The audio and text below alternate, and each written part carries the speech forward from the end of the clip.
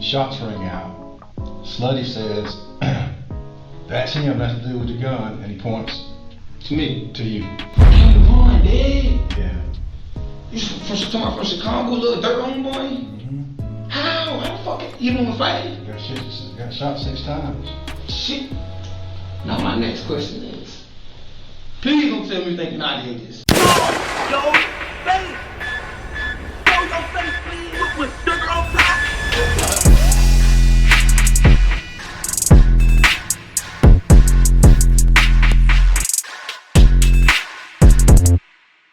Alright y'all, now I watched a bunch of people make videos about this Quando Rondo affiliate by the name of Youngin, either acting like they knew what was going on or try to dissect everything. But if you wasn't trying to put pieces together when it first didn't make sense when Von first lost his life, then you don't count.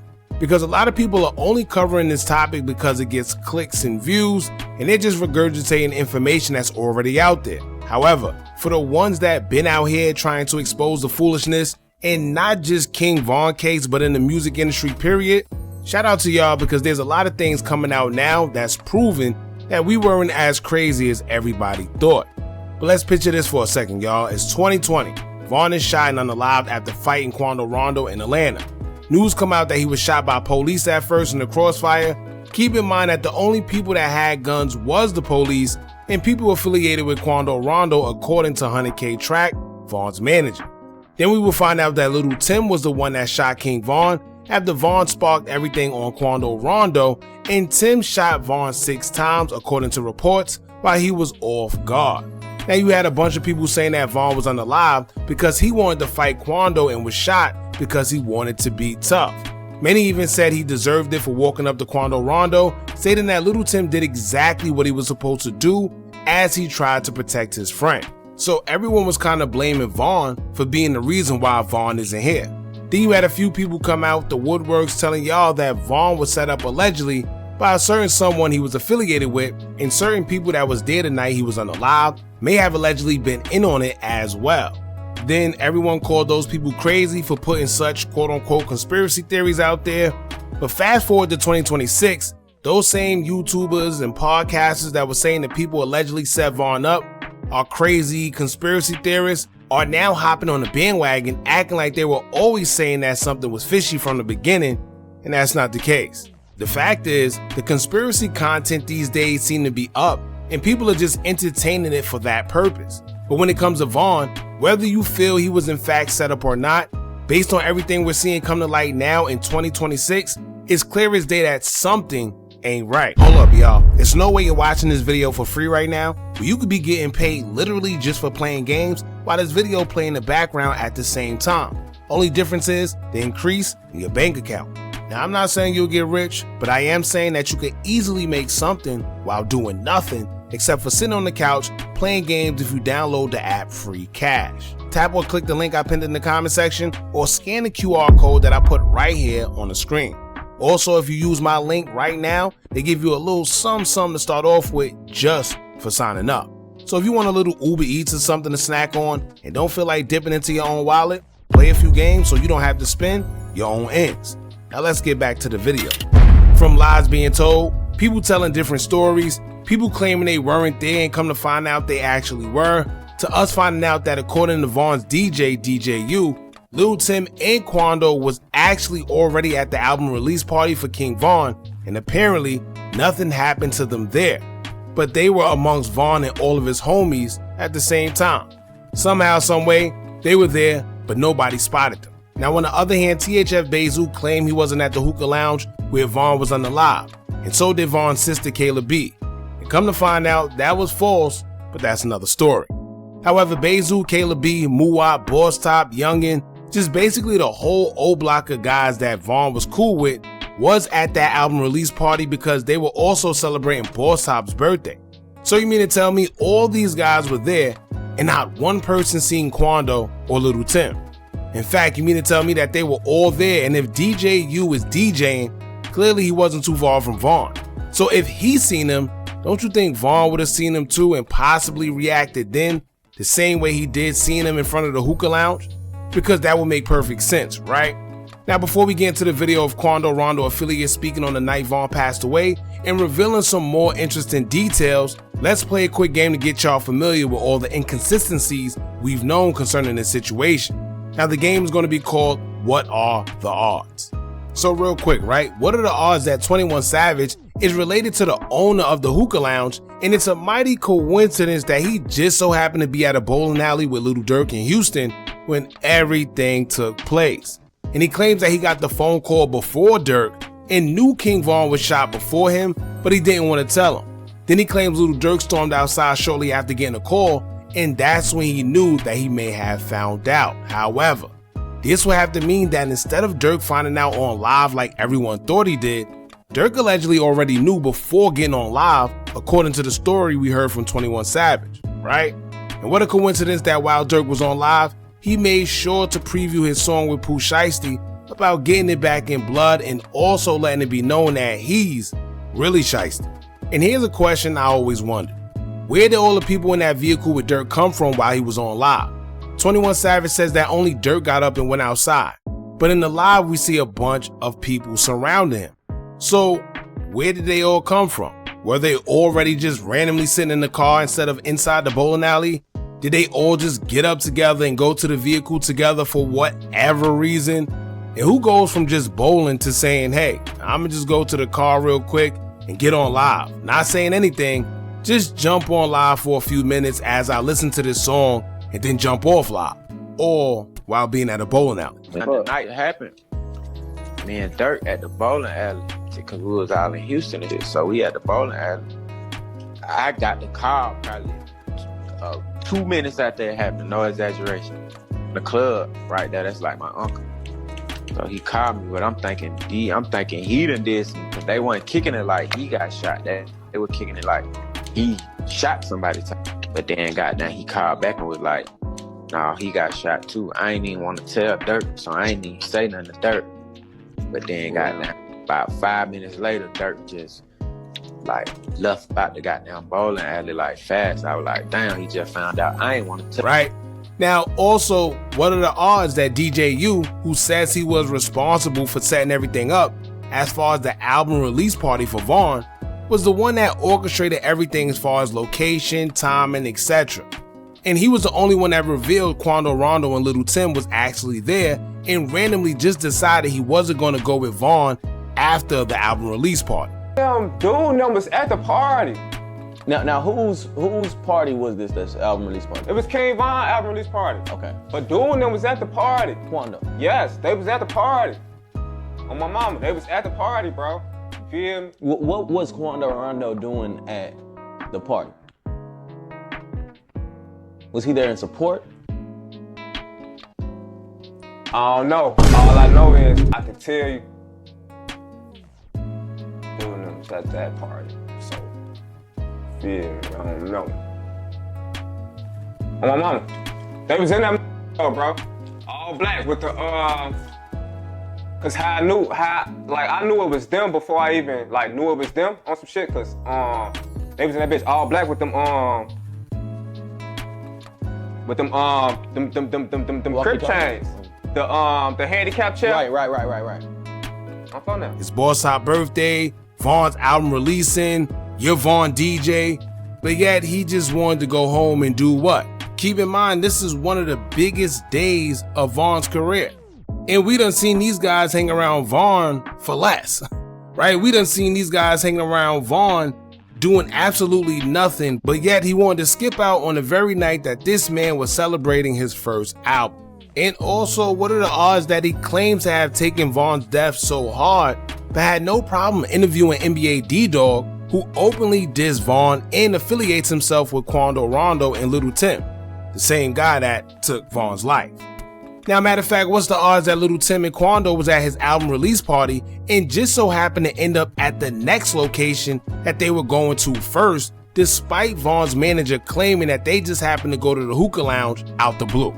So you mean to tell me that these two guys are just so psychic that they just so happen to be at every location that Von and them are at? What are the odds that even though the security says Quando Rondo and them been at the hookah lounge, they never went inside? The security stated that it's almost as if they were setting up, waiting for somebody or something to happen. They knew whatever they was going on. Yeah, they was set up before they got down. I tried to tell you, but they got shot. Oh, he was dead when he fell, bro. When that dude fell over there, he was dead. So why were they posted up in the front of a hookah lounge so long?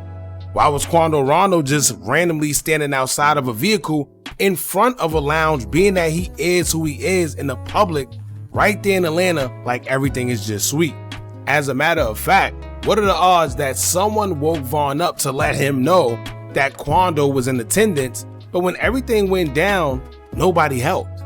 Not even the bodyguards that was there. They all sat there and watched as if they were anticipating something to happen. What are the odds that they initially told us that once shots went off, Slutty and Louie was caught in the crossfire, and that's how they passed away due to the hail of bullets, but they wasn't targeted?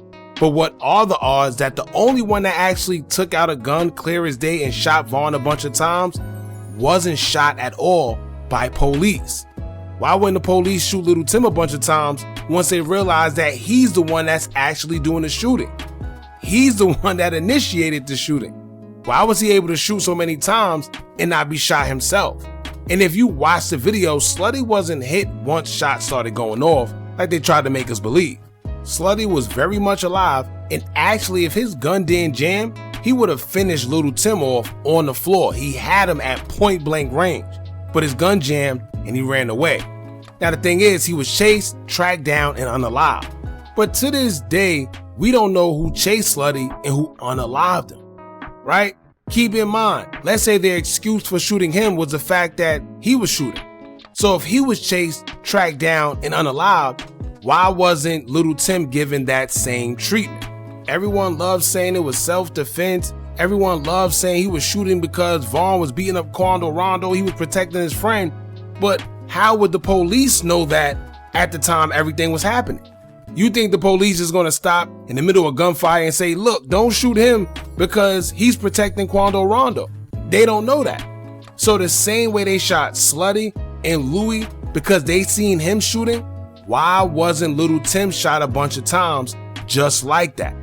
As we seen, according to the police, the reason why they shot Louie in the head, which was kind of crazy, but the reason why they shot him was because he was seen on body cam footage trying to shoot at the car getting away. So if they shot him because he was shooting, why wasn't Little Tim shot? Oh, and by the way, for the people that say, well, Little Tim was shot in the leg, he was shot here, whatever the case may be, it wasn't by police.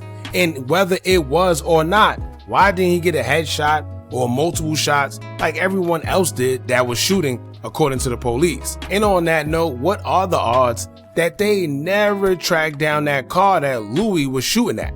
Because I'm pretty sure Louie was shooting at that car for a reason, and everyone else that was there that night know exactly why as well. And this is how you know it was multiple shooters, because it wasn't just that car that Louie was following.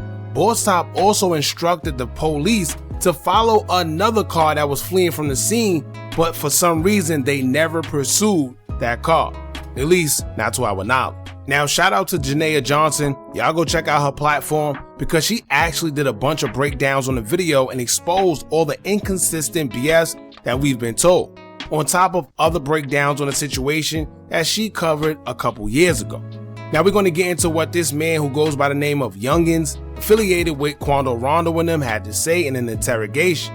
It's a long video, about an hour long, where he's being interrogated, and he had a lot to say based on his recollection of what happened the night King Von was shot and unalived. And honestly, this interrogation only proves that there was a lot of lies or just details that we wasn't told by the police when everything initially happened, and it was more than just police and Little Tim shooting. Now if y'all want to check out the whole video, it was uploaded by Muanzo, and y'all can check it out on his page. I just highlighted a few of the key parts of the interrogation where there's more, but these stuck out to me a little more. So first we're going to start off with the clip of detectives talking about him or Quando being at the first location that King Von and them were at the album release party. And it's crazy because now that we know this information of these guys going from the album release to the hookah lounge, it sounds very much similar to the Little Pap situation where OTF was accused of stalking and unaliving Little Pap. Anyway, let's get into the clip. Y'all check this out. Two of those guys there were told to meet King Von and his entourage over there at the club where it happened at. So he's there kind of arranging, get everybody parked. So they're trying to do that, trying to charge them a lot of money to park. They're having a little argument about how much to charge. Entourage gets there. Entourage gets there and they said, you guys work it out, we're gonna go in. As they're walking in, seeing the guy dressed in all black just comes up, starts raising hell, and then they start the beat down on him. Some of the guys were all black. Just listen to me, bro. Now that's them breaking down what they heard or what they seen or what they know about these guys being at the first location and also traveling to the second location where everything transpired. But what they're pretty much trying to say is they feel it was all connected. It was somehow, some way they got there, they knew, they had prior knowledge, or maybe they just knew where he was gonna be, and this was all orchestrated in a sense. Now let's get into the next clip where they basically told him that Vaughn lost his life. Y'all check this out. Now, do you know who are the rappers? Do you know? Who are the rappers? I know a lot of rappers. I know Lil Baby, I know Quando, I know Pee Wee, I know Lucci, I know Schoolie. You met all these guys? Or? Yeah. Okay, cool. Anybody else? I don't know nobody. I ain't know nobody else. Alright. I don't know nobody else. Alright. You ever heard of one called King Vaughn? King Vaughn. Y'all heard he from the real? He from Chicago. Got that song. Got a truck from some shit he said. Yeah, some I don't know. Yeah, he's a Chicago rapper. Yeah. Chicago rapper. Okay. He's one of the guys that's dead. What? Yeah. King Vaughn dead? Yeah. Now, first and foremost, he just pretty much admitted that he don't know Vaughn, right? So his reaction as if he cares so much is a dead giveaway. You don't know this man, right? And the people you are affiliated with, they're not too fond of him. So why are you acting like you care so much, right? You from Chicago, little dirt on boy? Mm-hmm. How? How the fuck? You want to fight? Got shot 6 times. I hear what he said. He gave himself up. He said how? How was he fighting? Right? Shit. Now my next question is, please don't tell me you think I did this. That's my next question. Let me tell you what. Now, what innocent person you know would even include themselves anywhere near something like that? What innocent person you know would even fix their lips to say, I hope you don't think I did it? Right? So once again, that was a dead giveaway. Now, here we gonna go to another part where they're claiming that Slutty was the one that told police that Youngin was the shooter, in which I'm really not sure how that would be if Slutty was tracked down and unalive. But let's see what they gotta say. And those guys get hit. Yeah. Before that happens, the Slutty's standing there. There's another security guard that's kind of in with the mix with the fight that's going on. He's kind of separated from the other security guard, but he's distracted with the...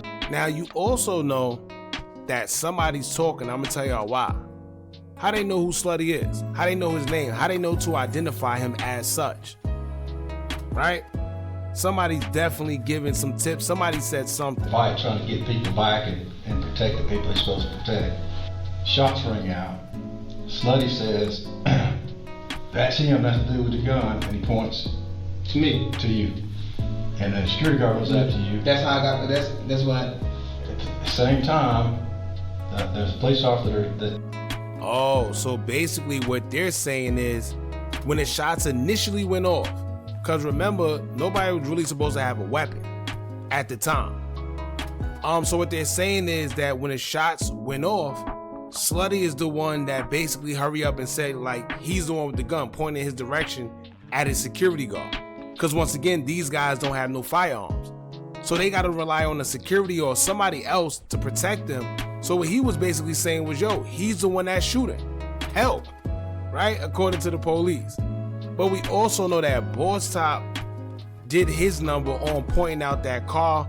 We don't know who else he pointed out, right? We don't know. But I'll assume that if he was willing to point out that car and he actually seen who fired whatever shots, why wouldn't he point out who fired the shots as well?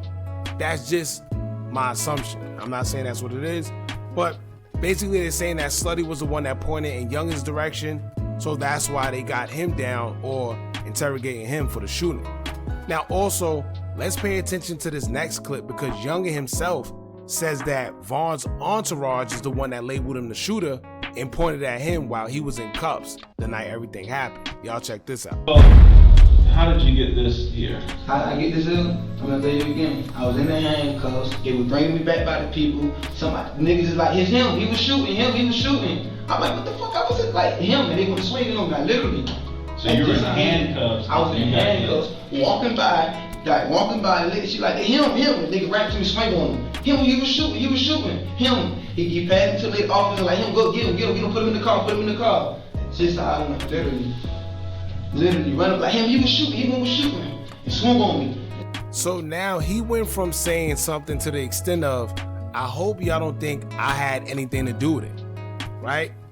To now the police letting him know that Slutty pointed him out and he looked oblivious, like he don't know why.